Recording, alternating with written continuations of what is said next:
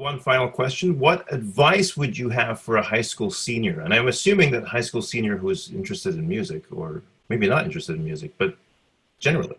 Well, I think that interested in music to whatever degree, I think my advice in a way would remain the same. I mean, to a high school senior, it's a very interesting time in life in that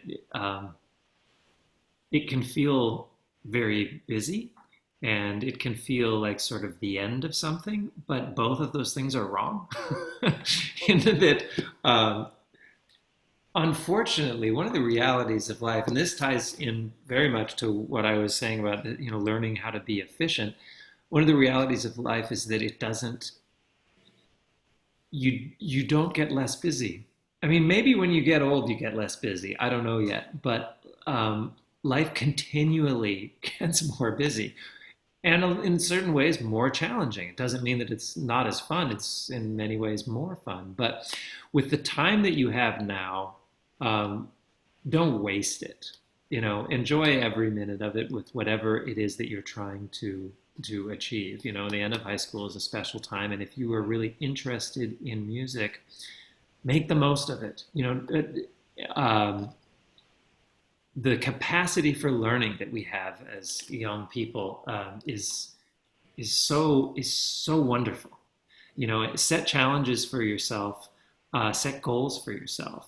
And if you are someone that really wants to pursue music, play for everybody, play for anybody you can, play as often as you can, create your opportunities. All of these things will help you so much as your life in music progresses.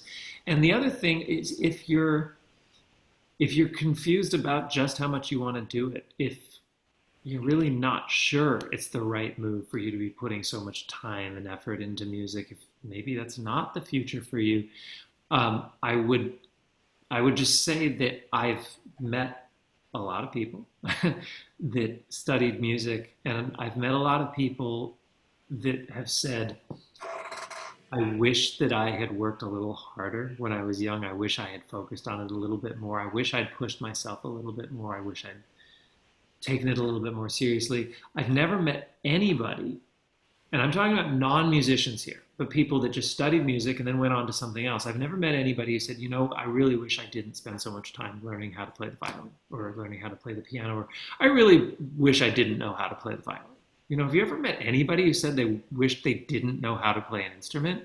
Or someone who plays an instrument as an amateur, who can bring out their violin or their clarinet or sit down at the piano and make music? Have you ever met anyone who has the ability to do that, who's like, yeah, waste of time. I wish that I'd hung out at the mall more often. I mean, it's ridiculous. It's something that adds so much to your life that if you decide that, I'm going to pursue music, and then in a few years, you're like, that was great, but I'm on to a new chapter of my life and I'm going to go on to something else, you won't regret it. And with the youth symphony, this will undoubtedly, I would think, for most of you, be one of the great things of your life. You'll look back on it. You probably have friendships now that you will maintain for years. And sometimes it's the people in your artistic life at your age that end up being more a part of your life than the people in other walks of life. You're sharing something. You're all sharing something through this shared experience that is